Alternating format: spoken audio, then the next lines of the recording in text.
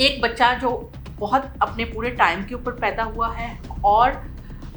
उसके बाद अच्छी नर्सरी में रहा, एक डॉक्टर ने उसको देखा और उसके बाद वो लेट न्यूनेटल डेथ का मतलब ये होता है कि 7 दिनों के बाद 21 डे 28 डेज तक जो बच्चे फोर्थ हो जाते हैं उनको लेट न्यूनेटल डेथ।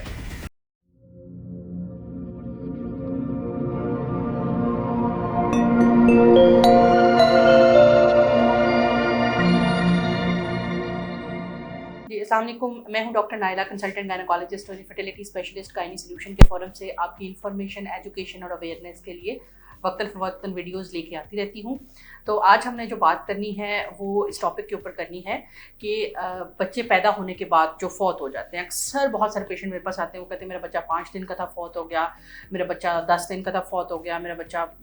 पैदाइश होने के फ़ौरन बाद 1 दिन में फौत हो गया। तो बहुत सारे लोग इसको जानना चाह रहे थे, तो मैंने सोचा इसके ऊपर वीडियोस जो है वो बनानी चाहिए। अच्छा, अब आप में से बहुत सारे लोग जो हैं वो मेरे क्लिनिक में आने के लिए कॉल करते हैं। जो नंबर दिया हुआ है इसमें मेरा सेक्रेटरी मौजूद होता है, आप उनको कॉल करके अपॉइंटमेंट ले सकते हैं और इसके अलावा ऑनलाइन अपॉइंटमेंट की भी जो डिटेल्स हैं वो आपको प्रोवाइड कर देगा। अच्छा जी, बच्चा पैदा होने के बाद फौत हो जाना ये एक अलग चीज़ है, इसकी बहुत सारी वजूहात हो सकती हैं। अब सबसे जो बड़ी वजह है जो पैदाइश के बाद बच्चों के फौत होने की रेशो है पाकिस्तान के अंदर, वो है प्री मेच्योरिटी। प्री मेच्योरिटी का मतलब ये है कि बच्चा अपने टाइम से पहले पैदा हो जाए, जैसे 7th मंथ में पैदा हो जाए,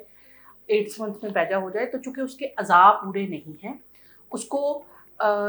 जो सपोर्ट है ज़िंदा रहने के लिए वो बहुत ही अच्छी नर्सरी की चाहिए है और बहुत ही अच्छे पेडियाट्रिशियन की चाहिए। अगर उसमें कहीं पे भी ऊंच नीच होती है तो उसके अंदर, उस बच्चे के अंदर एक नॉर्मल जो 9 महीने के ऊपर पैदा हुआ बच्चा है, उनके अंदर जो डेथ की रेशो है वो ज़्यादा है। तो प्री मेच्योरिटी सबसे बड़ा फैक्टर है अर्ली न्यूनेटल डेथ का। अच्छा, यहाँ पे मैं आपको एक चीज़ बता दूं कि 2 तरह की डेथ होती है, अर्ली न्यूनेटल डेथ और late neonatal death. Early neonatal death का मतलब ये होता है कि पैदाइश के 7 दिनों के अंदर अंदर फौत हो जाना, और लेट न्यूनेटल डेथ का मतलब ये होता है कि 7 दिनों के बाद 21 डे 28 डेज तक जो बच्चे फौत हो जाते हैं उनको लेट न्यूनेटल डेथ कहते हैं। तो इसका सबसे बड़ा जो कॉज है वो है प्री मेच्योरिटी, वक्त से पहले पैदा होना। दूसरा बड़ा जो फैक्टर है वक्त से पहले पैदा होने के बाद नंबर 2 के ऊपर जो आता है वो है इन्फेक्शंस। अर्ली ऑनसेट सेप्सिस, यानी कि बच्चे को कोई इन्फेक्शन हुआ, उसका सबसे बड़ा सोर्स डिलीवरी की जगह हो सकती है वो साफ़ सुथरी होनी चाहिए, नर्सरी साफ़ सुथरी होनी चाहिए, और कॉट जो बच्चे का नाड़ू है उसकी सफाई का बहुत ज़्यादा ख्याल रखें, बच्चे को हैंडलिंग अच्छे तरीके से करें और उसको साफ़ सुथरा क्लीन इन्वायरमेंट में रखें, सेप्सिस इन्फेक्शन से बचा के रखें।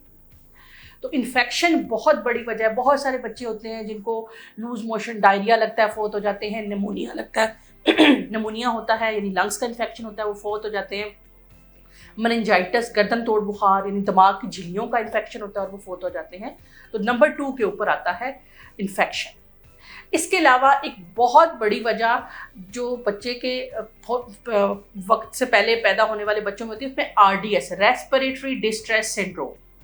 उसमें ये होता है कि जब बच्चा पैदा होता है तो उसके अंदर जो है वो एक ख़ास किस्म का मादा होता है जो उसके गुर्दों को फेफड़ों को फैला के रखता है,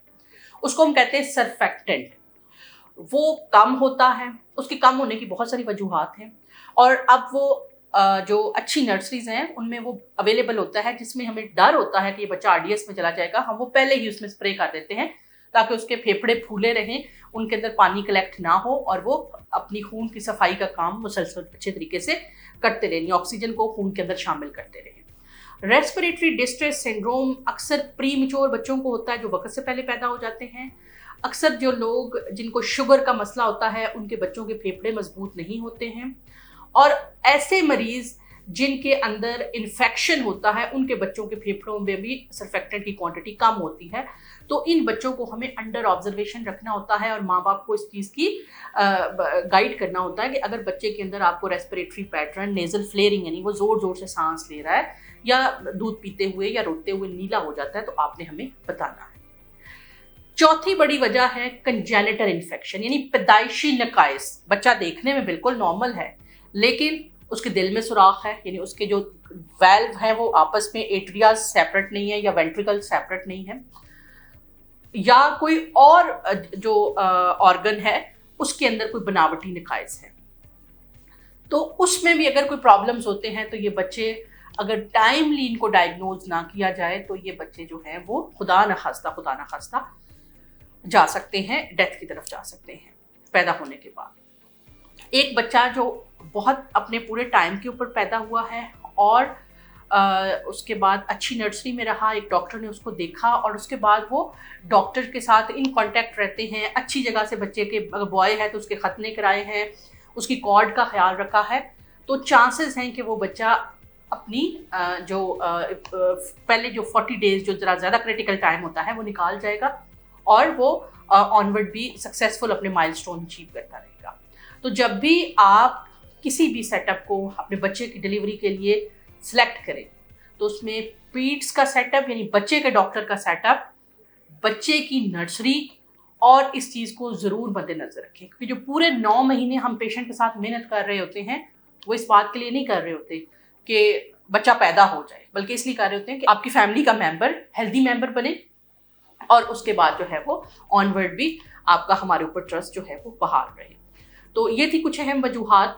जिससे ये प्रॉब्लम्स हो सकते हैं। अब इन प्रॉब्लम्स से किस तरह से बचा जाए उसके लिए हम डॉक्टर तैयब हैं, हमारे बच्चों के स्पेशलिस्ट हैं, वो आपको ज़्यादा बेहतर तरीके से बता सकते हैं। वो कमिंग वीडियोस में वो इन बातों को किस तरह से बचाया जा सकता है उसके ऊपर बात कर लेंगे, तो आपके लिए मज़ीद आसानी हो जाएगी। तो मेरी वो टीम के पार्ट हैं,